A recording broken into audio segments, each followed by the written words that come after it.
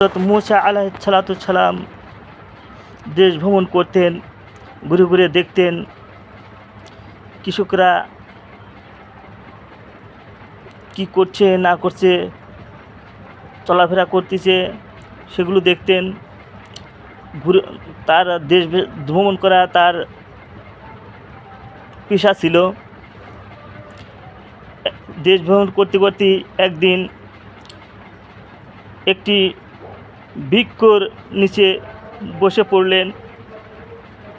হঠাৎ ক্লান্ত হয়ে ঘুমের আবির্ভাব হলো। তখন সে ঘুমিয়ে পড়ল বৃক্ষের নিচে। হঠাৎ করে একটি পিঁপড়া তার পায়ে কামড় দিল। ছটফট করে ঘুম ভেঙে গেল। তখন সে হযরত মুসা আলাইহিস সালাম কী করল, পিঁপড়েগুলোকে পিষে মেরে ফেলল।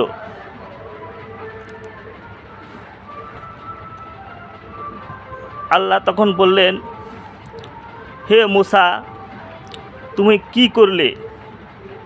একটি পিঁপড়ে কামড় দিল তোমাকে, আর তুমি মোট পিঁপড়েগুলোকে মেরে দিলে।